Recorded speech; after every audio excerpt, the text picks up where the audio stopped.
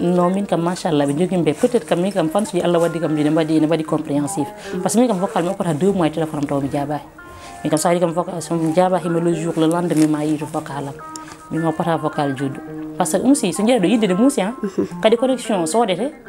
kala jiftude temps mo so wadi mo vocal an ko nanguda ko fof sa decci japto jomum parce que gonda ko kambe man ma ko nonu tigi dongel nani e der halam mi wi ka responsable won ko kalfina da ko heewi gandudo e mo anda e mi gandi kam won ko kalfina da ko teddi ko ganduda wana hunde famdu no feewi hol complicité gondo hakkude ma e yumma e machallah musiba ay gila commencement tan mi hanni non kala no mbami ko nenam sabu min gandu mi tan ko nenam e mama modi mbod kambe ni hikam deysa kala no mbami kadi ko nenam e sara modi mboj mo salmina mo mon don to Bruxelles mi salmini jom galle mako Ablaye Sir adandi wonde ciagal leydi goppa galle ma goppida dum biye wona ko wiibi parce que so welo non mo non o wi ala mi holaki wala goddum mi fof mako ko dungel kadi kala no mbami kala pulago ko wona yem ko ngenya yem andu ko konko sabu so nana konko peut-être ma wa goddum peut-être mi yay liddi goddi wala mi waylo mais konko ala ko didi mo so wona pulago donc mo salminamo mo jurnomo kadi min ko nenam tan dañi ani dum ha konko woni funeram kala jiido mi ande ko bi Aissata Mbodj wondo donc yettatal kadi ko nena mo ganda ko exemplaire nene liggani do suka mum kadi tampando bis mum ha joni donc ko nyagante tan ko judda balde wattane mo jeneno yelam bandala ko non tigi dongel wonbe ganduda hande ene jogi duubi di jogidaadi kono hankani biyer ko ene jogi yumma ene jogi baba kono biyer ko hankani kalfandi jinnado ko to jonyof dum kono an so tawi a ƴewama ha joni ada heddidi e kalfadi jinnado holko sabi dum e musiba ko needi tan ko éducation de base parce que sa jibina bada ndaro yumma no fewjirta e jinnabe mum anar fori jangude hen parce que je me rappelle hayno ngumi cugol de nenam kala kene wada ma 10 no yumma ko sanki malaw mais ko gorgilam mako ne him woni assassiné gori sar kala ko mo wada mo nodda ben o namdo dum en avidu men ha para en biya moni moji wala mo jani nen bam mako sanka c'est la même chose hay premier mako no wata voyage pour yade Bamako o wi mo yidna de commerce o noddu ko bam mako ha pari nen bam mako ni wuri mama wi wona ko dum jidda mama wi mo ya Allah suurete kadi Allah suurata ma yana wayata kul ko ngoni heddi ma joni mama wi mo non ko nenam wi mo ya commerce mbatta o ya kadi ma suure hen ha maya donc adandi dum ko dañde jinnabe wadde an cukollo sa mawni dum non an ad foti tamde de don koyde mais umsi kala ko mo wada e tank mi haldane jinnadamu ha hokkami hen wi mi wat walla o wat so wi kam wat mi haltata ni mi watta mi kontintani so wi kam yaata ala kulam ko ngadi ko ndam dañam hen parce que mo andi yumma no wayi biddo kadi yumma ne yidi bi yum kala ko yumma ne nanuma andu dum ko mojjere non wadde sa jibinama an dañ kilifa ko pulago wi tan sa dañani kilifa tan jinna woni kilifa ko nonu tigi won ko gandu hen sabu sahabar nodduma programme biya musi fatam halde nenam ha para sum halde nenam ha pari ko wahi wonde fo mon artema yo ankam amono ra haaju so wiya mi tan biya fatam halde nenam tiagal ne nanda e animatrice anati ko ganada har woni série ji anati e rendo pulago ado nodde bangeji fof woni rawbe woni worbe bedo ene bi ene jinma sababu do dongel ko animatrice wala dongel ko artiste comédienne mo ganduda machallah won hen ene biye ene jinma kono saha kadi ada dañi be ganduda ene biye ene jinma taw non au fond won ko be jidi e mbete dum don meda hebde ay musiba ay kala ko milieu mo jida fota na wadi tentation ji ko an debbo tan andata hore ma ganda mo kaldata ganda mo pota ko e ngal ma sabu so jida do eden ngura aduna mo gonde dum hulbini seeda ene defi jibade ayen ni ndeysan jiya fan sa taw ko yidirma tan ko sabi Allah mais an sene halde ma ne hulat parce que tu te dis peut-être que il y a quelque chose derrière wala goddu ma famille parce que aduna mo gurdo tan joni o mais machallah kam min fan su jam kam mais ala ne goto cadere franchement holko ciftorta e ngurdam ma ko ganduda dum do so tawi a settiri dum tan won ma dérange ha han ma jonde darde e umsi min machallah ala ko cifrem ko ganduda ne hadami dal danade way le passé non woni dal ko ganda so jodum yende ndeysan sinno ko mam ne do mi woni modi mboju aɗa mi meeɗi mi voyage Mali min danami viruji mi hop ndeysan 50000 garmi tottu mom non mama comme bindanade viruji wi kam no foti mbi mom 50000 o itti uña sappo kam da so yitti cuuɗe yanani wi kam ndeysan kono mi taweta sa nafoyi mi taweta ndeysan à chaque fois non ɗum ne ara yam parce que je me dis que ndeysan peut être joni so tawnoma hay so kam wutte kam mam si kam yo mama da a faami donc à chaque fois wadde à chaque fois na yem modi mbojo ne artay joni yimmini so mbi ko dongel modi mbojo min pourtant modi mbojo jibinani modi ko mamami ko dongel duuru mbojo donc modi mbojo ko neddo mo ganduda ko baddo carrière am ko heewi ndeysan konko nehi konko nyammini konko wadi fof donc modi yinno dal o tawi ko heewi ko non tan non propose je dispose dongel hol dudu mbojo wakalta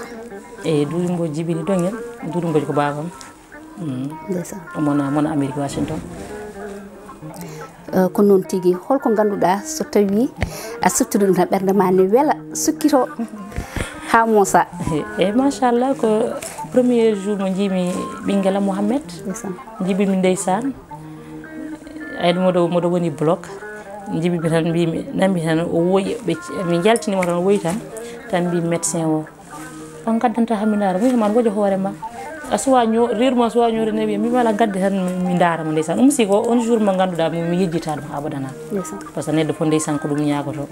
kadi be Allah hokkani be yalo rokku dum en bonheur daña bibe musiba ko non tigi dongel hade men waynade en dutor tiaga sen dongel en yiyetono radio télé fulbe anati yide to ber ko tama won ko rokkanim musiba ko biida ko tan ko tan kada jogi tourno joudi janandi musiba charge gallo moy ça fait presque hedde 3 mois en mettant temps o dal di temps yodumo no mo dongel ne wadi busy dal mo faade musiba ko dum tan wala salmina be passage wala salmina ablay mi salmina baba ali baral jallo yimbe mojjube machallah hande en fof en kumpaka ko woni e internet e gile e YouTube ha e TikTok mo yimbe kutorto o do saha joni kadi eden jiya hen gede kam to rinde saha kadi eden jiya hen gede de ganduda machallah holko mbawda wiide en hen musiba réseaux sociaux ko huuna ganduda joni ko mbiyan mi ko min saka mi jorto mi TikTok Sénégal ne fonno uddede parce que mi sikki aduna kala kada wada musiba miijo jangone wodi kadi internet woni huune mo ganda kala so naati kala ko naati hen majjata mayata tatan tañra mani jiyadum musiba anneddo kala ko mbawda wadde e réseaux sociaux wattu hakkille ma bada en huune mo ganda jango e jam nimsa aroyta hen sabu réseaux sociaux c'est bien beau ay dum ko jida ho autant dabbel do e dumunnaji ko goddum aroyta wana an dossier ma naati han kadi wonta majju jango e jam anda ko goneta Allah anda suka ma ko goneta donc surtout rewbe dak surtout rewbe min ko be ndokkan mi yeru e mbattu hakkillaji mabbe no fiara woni réseaux sociaux musiba mais woni hen no feewi kala hen ko wadi fayda a faami hay sada nanna hen photo jama nan hen ko ganduda jango e jam ana dañata hen nimsa anani ka debbo ka desoitero ka daño sukabe ka daño fof c'est bien beau ada wona e tolnama biyami ko mbado ko welimi walla be bonnoto ko welimi mais jango e jam ma joro nimsa tawa e gotta wa ko non tigi jonnon holko baynortoda yebiyankobe Windere TV musiba mi weltima machallah mi weltima sabu kam Oumar Dodo ko mi nane commencement hala min bima kam Oumar sen warno programme minen garanno min ngona ote saji e wadi teaser mo goto bennanno de radio o mine farmata banno dum à l'époque banda woni o famboy ko kañum kay banda e tampere woni o gido ko min dongel boy ko cogluno da ino hokke dédicace olol morso demma nyay dilla tele wodi ancien o non fat fon nam kasere ko kali fatmi dion ma sede o hay sede o ne ko kali ya kam bandiraado ko dum heddido ha joni min de mi yamma yaara radio ko ande noddi bima ko min ni wadi min bettiro Oumar Dodo ko 24 kara tan ko mixé coupé ko tout à fait comme les autres ari so maado ko min ni wadi sandi dum ne mi yamma ya noddu kan wala nodduda do haada ko dum ya non bandam kaani ma tristana bu ñar dum ko ci dum berde mi tefsilan dum bende kay wadde da a jaarama ona bandiraado ka den go am ko rek fere ko dere haajo be ketra tan ko bandaji ci animatrice ma boni metti jam dum di ala top fm déjà aussi ba kam non ni badum dum ko siftantuma do yim do ko liggé ka Oumar ndeysaan ay ko kala dominane ko tan dum c'était vers les années 2012 2011 hein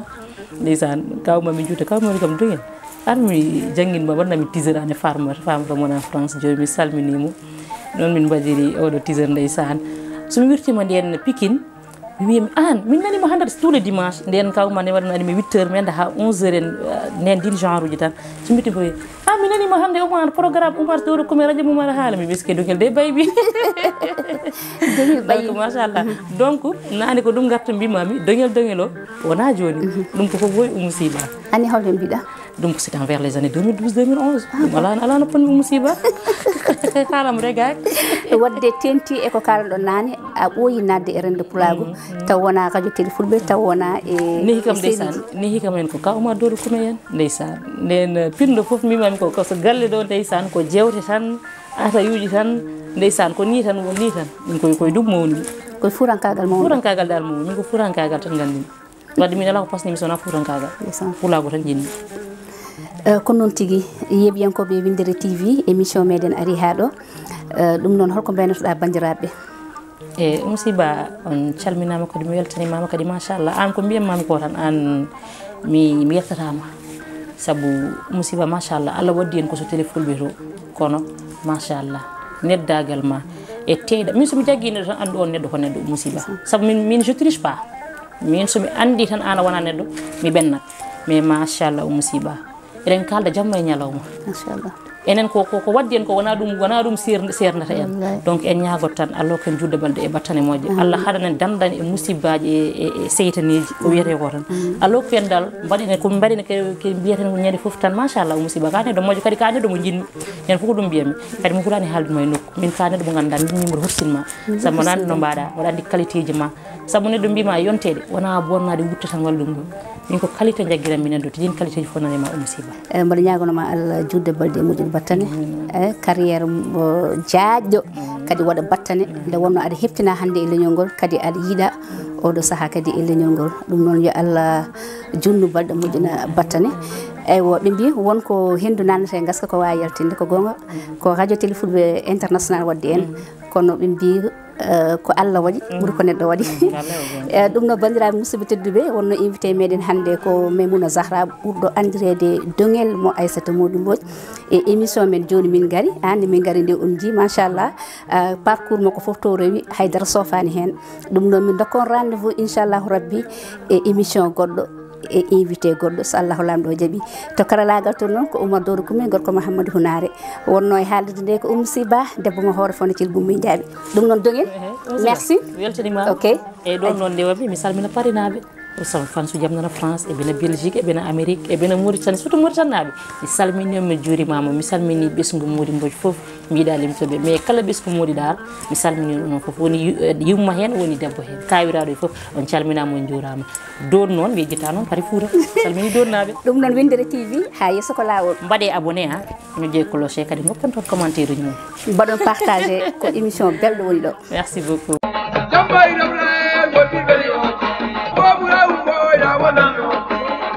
Pagare pagare te kam membaro.